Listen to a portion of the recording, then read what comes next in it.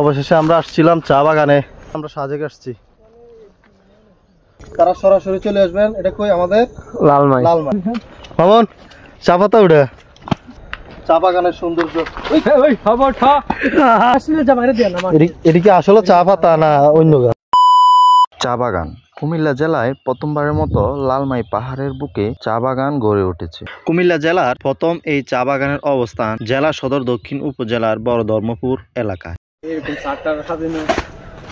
সাপ আছে। Hello everyone, আসসালামু আলাইকুম। অবশেষে আমরা আসছিলাম চা বাগানে লালমাই।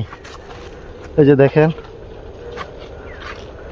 অনেক সুন্দর জায়গা। আসলে বাড়ির কাছে এত সুন্দর জায়গা এতদিন আসিনি, আজকে আসছি। কাউয়া সিগন্যাল দেয় রে।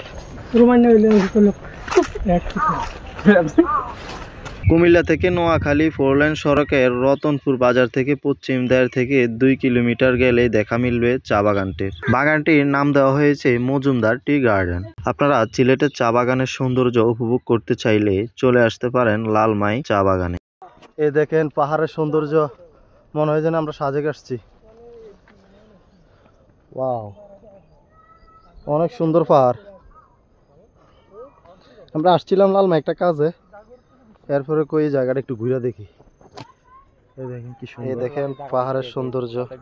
আমাদের এই কুমিল্লার ঐতিহ্য ও প্রাকৃতিক সৌন্দর্যের প্রতীক লালমাই পাহাড়। আসলে সব মিলিয়ে পাহাড়টা অনেক সৌন্দর্যে ভরা। আপনি যখন আসবেন তখন অনেক সুন্দর সময় উপভোগ করতে পারবেন।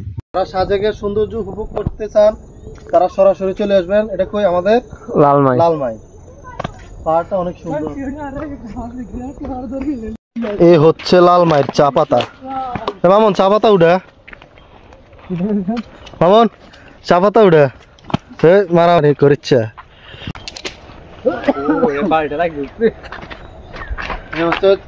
চা বাগানের সৌন্দর্য।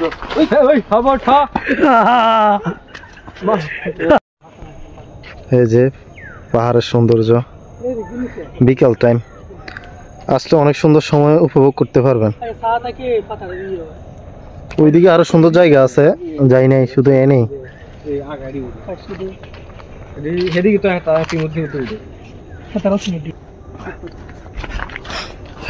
অনেকক্ষণ ঘুরলাম, আমরা চলে যাচ্ছি চা বাগান থেকে।